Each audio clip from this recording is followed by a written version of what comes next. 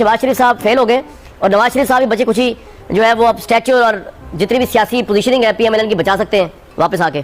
कामरान साहब, मैं आपकी इस बात से पूरा इत्फाक करता हूँ कि शहबाज शरीफ फेल हो गए। हुकूमत का काम नहीं होता कि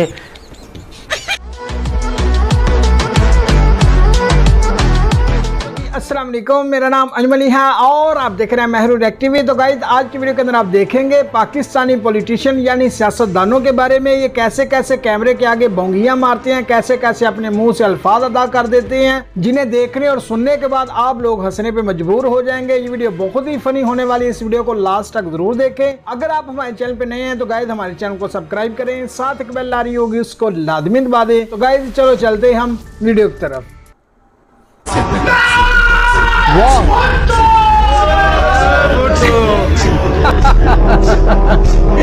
ये खोता बिरयानी का असर है।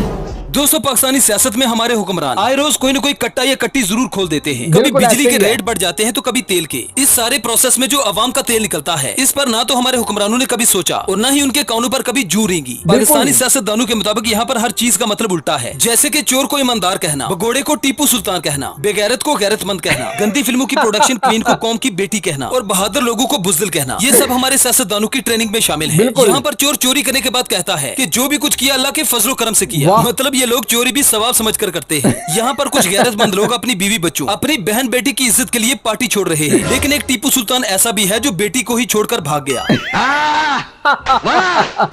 सियाने कहते हैं कि औरत से उसकी उम्र और इसहाक मुंशी और साका साहब से IMF प्रोग्राम के बारे में नहीं पूछना चाहिए, क्योंकि इसके जवाब में आपको थप्पड़ भी पड़ सकते हैं।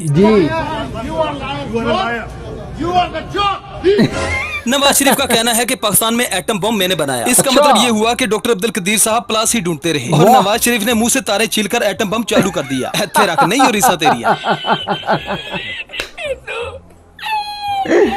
ये सबसे पहले हमारे छोटे डॉन की पहली बोंगी सुने, जिसमें वो एक दफा का जिक्र करते हुए जापान चले जाते हैं, जहाँ पर उन्हें कुछ ऐसी आवाजें सुनाई देती हैं जो आज तक सबके लिए राज बनी हुई थी। लेकिन हमारे मुगले आजम ने उन आवाजों को डिकोड कर दिया। अब वो आवाजें कैसी थी ये तो हमारा ये लेजेंड ही बता सकता है। मैं एक दफा जापान गया, ये 80 की दहाई की बात थी। अच्छा। मुझे एक फैक्ट्री में लेके गए तो मैंने देखा आवाज आ रही इस तरह और फिर बंद हो जाए, फिर मैं चंद कदम आगे चलूं फिर आवाज आए इस तरह।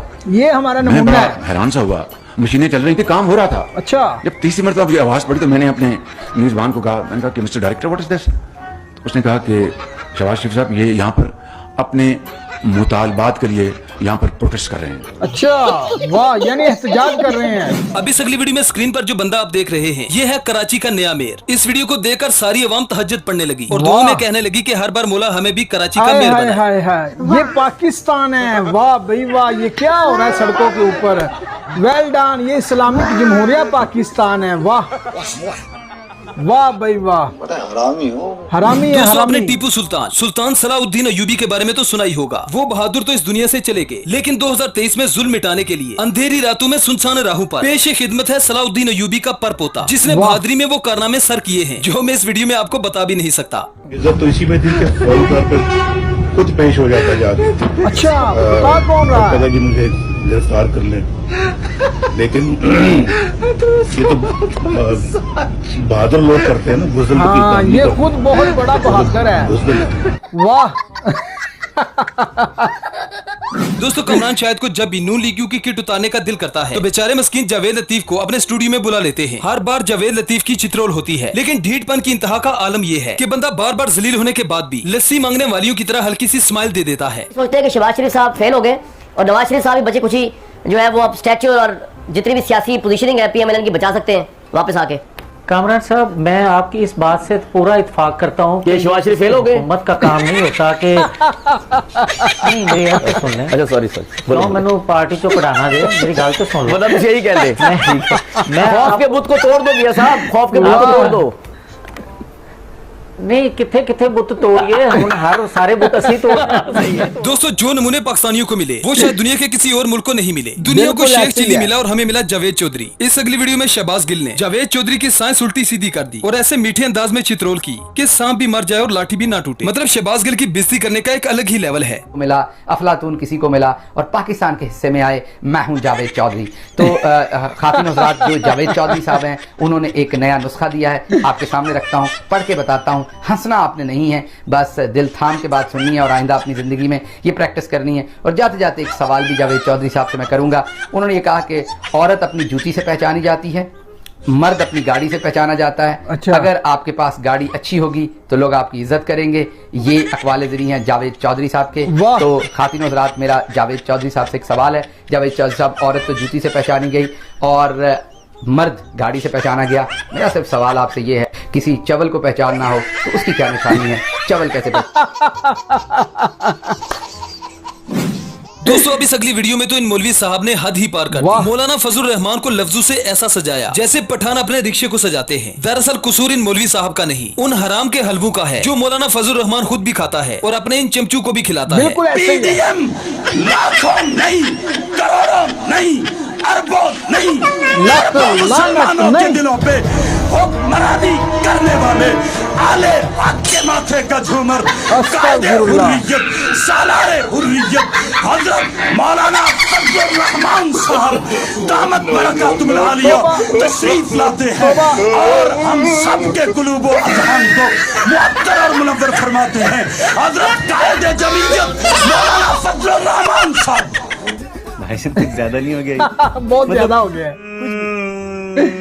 वो तो डॉनट बंदर आ गया अभी। वाह। दोस्तों, कभी सुना करते थे कि अपोजिशन को दीवार से लगाया जाता है, लेकिन खान ने तो हुकूमत को ही दीवार के साथ लगा दिया। अदालत में इमरान खान की पेशी के दौरान जो तारीखी चित्रोल अता तारड़ की हुई, वो सारी जिंदगी अता तारड़ को नींदों में डराती रहेगी। इमरान खान की कमरा अदालत से बाहर निकलते ही सिक्योरिटी पर मामूर इमरान खान के गार्ड्स ने डेंटोनिक के बंदर को उठाकर दीवार के साथ लगा दिया। बेचारा अता तारड़ इमरान खान की शक्ल को ही देखता रहा, लेकिन इमरान खान ने अता तारड़ की तरफ मुड़कर भी नहीं देखा। ऐसे लग रहा था जैसे इमरान खान ने कभी अता तारड़ का नाम भी ना सुना हो। मतलब कोई वैल्यू ही नहीं। जब तक जंगल में शेर की प्रेजेंस नहीं होती, जंगल के तमाम जानवर खुद को 30 मार खां समझते हैं, लेकिन जैसे ही शेर आता है तो हाथी से लेकर बड़े से बड़ा जानवर भी भीगी बिल्ली बन जाता है। अदालत में अता तारड़ की ऐसी हालत देखकर इस बात का अंदाजा लगाया जा सकता है कि खान कोई आम लीडर नहीं बल्कि एक ब्रांड है। ब्रांड है, ब्रांड, बिल्कुल।